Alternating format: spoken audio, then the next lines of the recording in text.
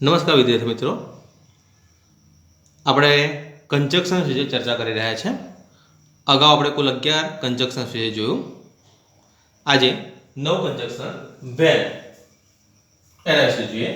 તો વેન નો અર્થ થાય કે જ્યારે, રાઈટ? તો વેન શા માટે વપરાય? સમય દર્શક શબ્દના અર્થમાં વધારો કરવા.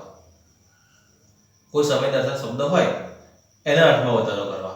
હવે સમય દર્શક શબ્દમાં કયા કયા શબ્દો વપરાય? તો સામાન્ય રીતે ટાઈમ છે, કોઈ મંથ છે, કોઈ ચોક્કસ ડેટ છે, રાઈટ? કોઈ ડે છે, રાઈટ? વીક છે, યર છે. એટલે આવા શબ્દો જે છે સમય દર્શક શબ્દો, એના અર્થમાં વધારો કરવા માટે.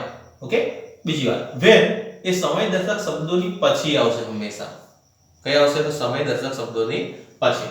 તો એક વાક્ય આવ્યું છે, ધીસ ઇઝ ધ ડે. આ દિવસ છે વેન કે જ્યારે વી મેટ, આપણે મળેલા. બરાબર? તો ધીસ ઇઝ ધ ડે, અહીં સમય દર્શક શબ્દ કયો છે? ડે. આ દિવસ છે. તો આ દિવસની ખાસિયત શું છે? કે જ્યારે વેન વી મેટ, કે જ્યારે આપણે મળેલા. એટલે દિવસના અર્થમાં શું કરે છે? વધારો કરે છે. હું તમને ખાલી કહ્યું ધીસ ઇઝ ધ ડે, આ દિવસ છે, તો શું? રાઈટ? પ્રશ્ન થાય તો આ દિવસ છે તો શું થયું? પણ આ દિવસ છે કે જ્યારે વી મેટ, આપણે મળેલા. બરાબર છે? એટલે શું થયું? દિવસના અર્થમાં વધારો કરે છે. એટલે દિવસ શું થયો? સમય દર્શાવતો શબ્દ થયો, અને એની પછી શું વપરાયું? વેન વપરાયું. તો વેન સમય દર્શક શબ્દોની પાછળ વપરાય છે. અને ખાસ કરીને અર્થ યાદ રાખો કે જ્યારે, એવો અર્થ થાય છે. આ દિવસ છે કે જ્યારે આપણે મળ્યા હતા. બીજો વાક્ય છે, જાન્યુઆરી ઇઝ ધ મંથ. જાન્યુઆરી એક મહિનો છે, વેન કે જ્યારે વી સેલિબ્રેટ ઉત્તરાયણ. રાઈટ? ચલો, વેન કઈ આવ્યું? તો મંથ ની પછી. બરાબર? તો મંથ શું છે? સમય દર્શક શબ્દો છે. જાન્યુઆરી મહિનો છે. હું તમને કહું જાન્યુઆરી મહિનો છે, તો તમે કહો હા સાહેબ જાણીએ છે જાન્યુઆરી મહિનો છે, તો શું? તો જાન્યુઆરી એક મહિનો છે કે જ્યારે આપણે ઉત્તરાયણ ઉજવીએ છીએ, હે ને? એટલે મંથ ઉપર ભાર આપવામાં આવે છે, મહિના ઉપર ભાર આપવામાં આવે છે. એ મહિનાનું મહત્વ સમજાવવામાં આવ્યું છે કે જાન્યુઆરી મંથનું મહત્વ શું છે. રાઈટ? અને દર્શાવવા માટે આપણે સમય દર્શક શબ્દ છે વેન. ઓકે? મંથ પર સમય દર્શક શબ્દ છે, અને એના અર્થમાં વધારો કરવા માટે આપણે વેન વાપર્યું. અને આગળ પણ અર્થ તમે જોયો હશે કે જ્યારે એવો અર્થ થાય છે. એટલે અર્થ ખાસ કરીને ધ્યાનમાં રાખવાનો રહેશે. એક કંજક્શન છે. પછીનું છે હુ. ઓકે? તો હુ નો અર્થ થાય કે જે, કે જેને, એવો અર્થ થાય છે. તો ખાસ કરીને મિત્રો હવે છે ને તમારે અર્થ પર વધારે ભણ આપજો. અર્થ તમારે યાદ રાખવો પડશે ખાસ કરીને. રાઈટ? ઓકે. તો હુ નો અર્થ થાય કે જે, કે જેને. હવે હુ શા માટે વપરાય? તો વ્યક્તિના નામના અર્થમાં વધારો કરવા માટે. કોઈ વ્યક્તિ હોય, એના વિશે આપણે કશું વધારે કહેવું હોય, હે ને? તો એના નામના અર્થમાં વધારો કરવા માટે આપણે હુ નો ઉપયોગ કરીએ છીએ. For example, this is a person. આ વ્યક્તિ છે, તો શું? પણ આ વ્યક્તિ છે હુ સિંગ્સ નાઇસલી, કે જે સુંદર રીતે ગીત ગાય છે. બરાબર છે? જુઓ, એટલે હુ કે આવે કે જે વ્યક્તિ વિશે આપણે વાત કરવાની છે, જે વ્યક્તિના અર્થમાં વધારો કરવાનો છે, એના નામ, એના શબ્દની પછી હુ નો ઉપયોગ કરવામાં આવે છે. બરાબર? હું તમને માત્ર એવું કહ્યું કે ધીસ ઇઝ અ પર્સન, આ વ્યક્તિ છે, તો શું? એવું તમને દેખાતું હોય કે આ વ્યક્તિ છે, તો શું? પણ એના અર્થમાં વધારો કરવા માટે આપણે કોનો ઉપયોગ કર્યો છે? હુ નો ઉપયોગ કર્યો છે. રાઈટ? ઓકે. બીજી વાત, હુ વાળું વાક્ય એમાં કરતા નહીં હોય, હે ને? હુ વાળું વાક્ય એટલે કરતા હશે નહીં. This is a person who sings nicely. આ વ્યક્તિ છે કે જે સુંદર રીતે, સારી રીતે ગીત ગાય છે. ચલો, Rohan is my friend. Rohan મારો મિત્ર છે, તો શું? હુ ઇઝ વેરી ક્લેવર, કે જે ખૂબ હોશિયાર છે. બરાબર? ફ્રેન્ડ એટલે વ્યક્તિને બતાવે છે ને, કયો વ્યક્તિ? તો રોહન. તો એના નામની પછી શું આવ્યું? Who. Who is very clever. તો અહીં ફ્રેન્ડના અર્થમાં વધારો કર્યો છે. અને ફ્રેન્ડ કોણ છે? Rohan. Rohan is my friend who is very ક્લેવર. રોહન મારો મિત્ર છે કે જે, અર્થ યાદ રાખજો, કે જે ખૂબ હોશિયાર છે. ટૂંકમાં વ્યક્તિના નામના અર્થમાં વધારો કરવાનો હોય અને કે જેવો અર્થ નીકળતો હોય તો આપણે હુ નો ઉપયોગ કરીએ છીએ. બરાબર છે? ઓકે. નેક્સ્ટ છે whom. whom એટલે એનો અર્થ કે જેને. whom નો અર્થ થાય કે જેને. બરાબર? તો હવે પણ એવું છે કે વ્યક્તિના નામના અર્થમાં વધારો કરવા માટે whom વપરાય છે. બરાબર? અર્થ એ શું થશે કે જેને. અહીં કે જે કે જેને થાય છે, અહીં અર્થ બનતો હશે કે જેને. એટલે આમાં એ શબ્દનો અર્થ વાક્યમાં કયા અર્થમાં સમાવેશ થયો છે એ ખાસ આપણે યાદ રાખવાનું છે. તો ધેટ ઇઝ રિયા. પેલી રિયા છે whom કે જેને our principal punished કે જેને અમારા પ્રિન્સિપલે શું કરેલી સજા કરેલી. હવે આગળ તમે who વાપરો તો who માં અર્થ સેટ થશે નહીં. ધેટ ઇઝ રિયા કે જે અમારા પ્રિન્સિપલે સજા કરેલી નહીં સેટ થાય. રાઈટ? પહેલા સેટ થશે કે જેને. પેલી રિયા છે કે જેને અમારા આચાર્ય શું કરી હતી? સજા કરી હતી. રાઈટ? તો એ પણ જો whom કોના પછી આવ્યો? તો જે વ્યક્તિ વિશે વાત થઈ છે, કોના વિશે? રિયા વિશે વાત થઈ છે. રાઈટ? એના પછી whom આવ્યો. બીજી વાત, રિયા તો કોણ રિયા? કે જેને અમારા પ્રિન્સિપલે સજા કરી. ટૂંકમાં રિયાના અર્થમાં શું કર્યો છે? વધારો કર્યો છે. બરાબર? Okay. Next, Nehal is my boss. Nehal મારો બોસ છે. whom કે જેને you met last night. તું ગઈકાલે રાતે મળ્યો હતો. હે ને? તો એ whom કોના અર્થમાં વધારો કરે છે? બોસના અર્થમાં. બોસ તો બોસની ખાસિયત શું છે? તો બોસ ઉપર ભાર આપે છે. કઈ રીતે? પાછળ વાક્ય લખીને કે જેને તું ગઈકાલે મળ્યો હતો. કયો બોસ?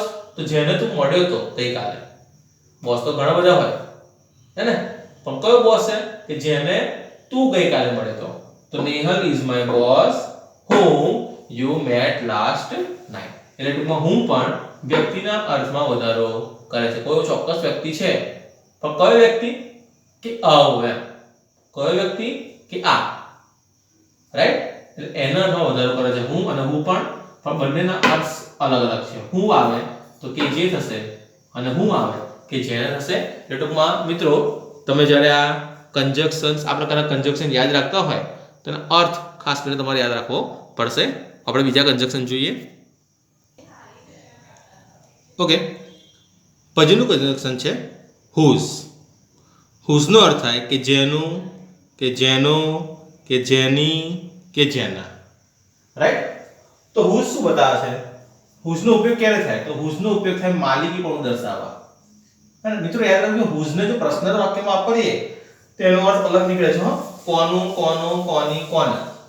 તો આપણે whose ને તો કંજક્શન્સ તરીકે વાપરીએ છીએ, હે ને? આપણે આગળ who જોયું તો who નો અર્થ હતો કે જે. તો કંજક્શનમાં who નો અર્થ થાય કે જે, પણ જ્યારે પ્રશ્નમાં વાપરીએ તો કોણ થાય. બરાબર? એટલે થોડી મિસ્ટેક ના કરતા. આપણે where જોયું હતું. where નો ઉપયોગ કંજક્શનમાં કે જ્યાં થાય છે, પણ where ને જોડે પ્રશ્નાર્થમાં વાપરીએ પ્રશ્ન વાક્યમાં તો ક્યાં થાય. where નો ઉપયોગ કંજક્શનમાં કે જ્યારે થાય, પણ પ્રશ્નાર્થ વાક્યમાં વાપરીએ તો ક્યારે થાય. એટલે મિસ્ટેક ના કરતા. તમને બરાબર છે? એટલે whose ને જો પ્રશ્નાર્થ વાક્યમાં વાપરીએ તો કોનું, કોનો, કોની, કોના એવું થાય છે.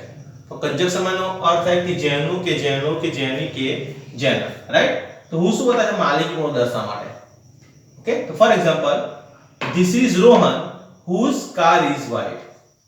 આ રોહન છે whose કે જેની આયો ગાડી કેવી છે? સફેદ છે. તો ગાડીનો માલિક કોણ છે? રોહન. રાઈટ? તો whose કે આવે છે?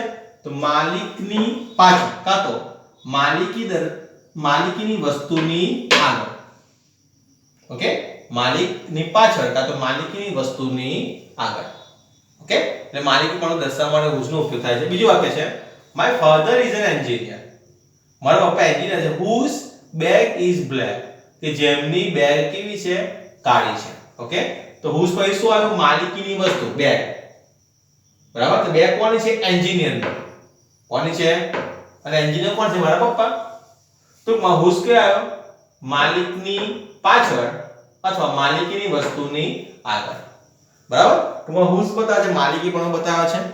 whose નો અર્થ થાય કે જેનું, કે જેનો, કે જેની, કે જેના. બરાબર? જો whose ને પ્રશ્ન વાક્યમાં વાપરીએ તો એનો અર્થ થાય કોનું. બરાબર? તો કંજક્શનમાં એનો અર્થ આ રીતે લેવામાં આવે છે. ઓકે. whose કે આગળ આવે છે? તો વાક્યની વચ્ચે જ આવશે. પણ કયા આગળ? તો માલિકની પાછળ અથવા તો માલિકની જે વસ્તુ છે એની આગળ. ઓકે? હવે બીજા એક્ઝામ્પલ લઈ શકીએ છીએ. Okay that is Rohanbhai whose son કે જેમનો દીકરો is a doctor. That is Rohanbhai whose son is a doctor. બરાબર ઓકે બીજું પણ લઈ શકાય this is my friend આ મારો મિત્ર છે whose house is big કે જેનું ઘર મોટું છે હે ને ઘર તો કોનું મારા મિત્રનું એટલે ટૂંકમાં whose માલિકની પાછળ અથવા તો માલિકી દર્શાવતી વસ્તુની આગળ આવે છે નેક્સ્ટ છે which નો અર્થ થાય કે છે તો મિત્રો આપણે કે જે શબ્દ સામા શીખી ગયા who નો અર્થ પણ થાય કે જે હે ને બરાબર પણ ફરક શું છે who વ્યક્તિના નામના અર્થમાં વધારો કરતો હતો જ્યારે which છે એ વસ્તુ પ્રાણી પક્ષીના નામના અર્થમાં વધારો કરે છે કોઈ વસ્તુ વિશે વધારે કહેવું હોય કોઈ પ્રાણી કોઈ પક્ષી વિશે આપણે થોડું વધારે કહેવું હોય રાઈટ તો આપણે which નો ઉપયોગ કરીને એ વસ્તુ કે પ્રાણી કે પક્ષી વિશે આપણે વધારે કહી શકીએ છીએ બરાબર for example that is my house પેલું મારું ઘર છે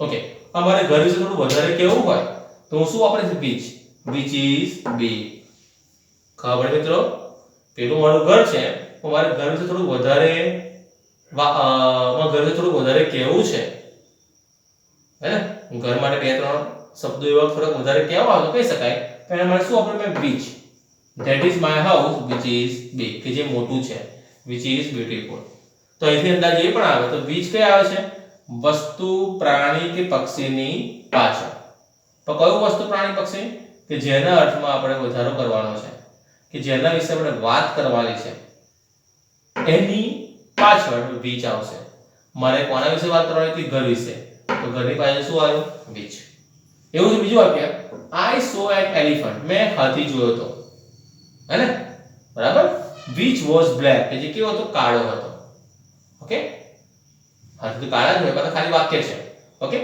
તો I saw an elephant which was black મેં હાથી જોયો હતો જે કે કાળો હતો ઓકે તો એ કોના વિશે વાત કરી હતી મારે હાથી વિશે હવે હાથી વિશે થોડું વધારે કહેવું હતું મેં હાથી જોયો હતો પણ શું તો હાથી વિશે થોડું વધારે કહેવું હતું મેં કહું શું આપણે which કે જે મેં હાથી જોયો હતો કે જે કેવો હતો કાળો હતો રાઈટ ટૂંકમાં કોઈ વસ્તુ પ્રાણી પક્ષીના અર્થમાં વધારો કરવો હોય તો એની પાછળ તમે which વાપરીને એના અર્થમાં વધારો કરી શકો છો બરાબર peacock is a bird which is very beautiful peacock એક પક્ષી છે કે જે બહુ સુંદર છે રાઈટ તમે વર્ડની પાછળ કહો છો બરાબર which હે ને I have a bike which is small મારી જોડે એક બાઇક છે which કે જે નાનું છે અથવા I have a bike which is costly મારી જોડે બાઇક છે એ બાઇક વિશે થોડું વધારે કેવું છે મારે જો કે મારી જોડે બાઇક છે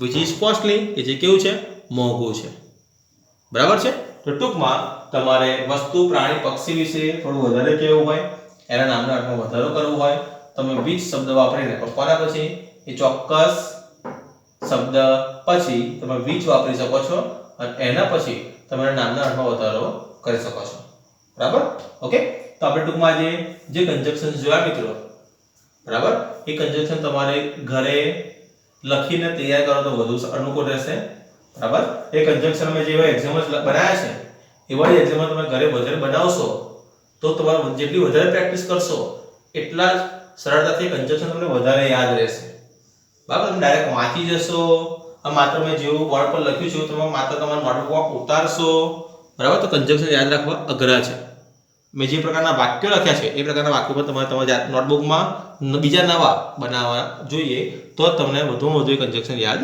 રહેશે ઓકે બીજા કન્જક્શન્સ આપણે પછીના વિડીયોમાં જોઈશું